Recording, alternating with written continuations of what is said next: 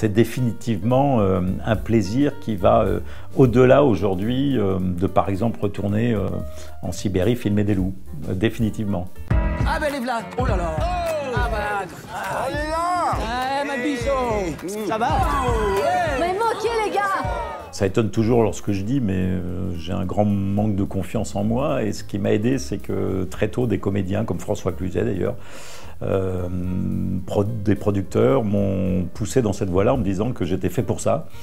Parce que c'est vrai que j'avais, notamment avec les comédiens sur des films précédents, eu beaucoup de plaisir à imaginer sur place, souvent dans des séquences, des petits moments de sourire, de rire, de comédie qui fonctionnaient plutôt très bien. Je voulais donner en tout cas toutes les chances à cette bande de pouvoir fonctionner, pas simplement à l'écran, mais en dehors de l'écran.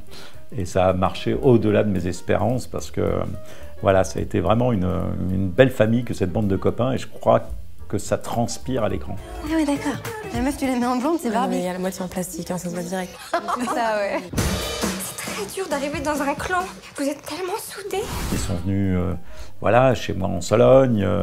On a fait des parties de pétanque de nuit et on a bu les bonnes bouteilles de François-Xavier de Maison qui est vigneron. Tout ça, voilà, ça crée en tout cas un bon cadre pour faire en sorte que ça fonctionne. Je me suis beaucoup inspiré pour ce film de ma bande de copains parce que j'ai eu cette chance que nous nous sommes retrouvés avec 12 de mes meilleurs copains enfermés pratiquement pendant 5 semaines pour construire une maison et que j'étais en pleine, on va dire, adaptation, écriture du scénario et des dialogues.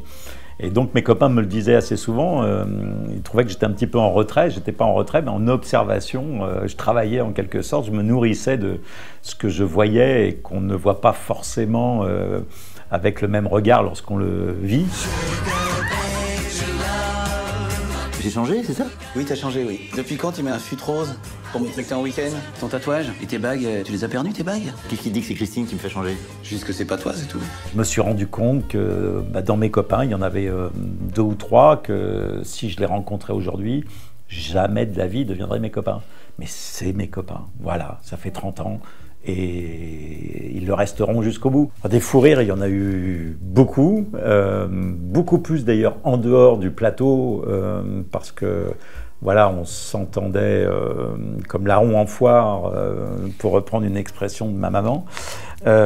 Et donc voilà, il y a eu beaucoup de rires, beaucoup de fous rires, beaucoup d'amitié entre nous. J'ai particulièrement aimé les tournages, il y en a eu quelques-uns avec les 3 garçons, parce qu'il y avait une véritable alchimie qui fonctionnait entre eux. J'adore ces relations, ce travail, voir tout d'un coup naître derrière mon combo une situation qui m'émeut, qui me fait rire, qui me fait pleurer. C'est définitivement un plaisir qui va au-delà aujourd'hui de par exemple retourner en Sibérie filmer des loups, définitivement.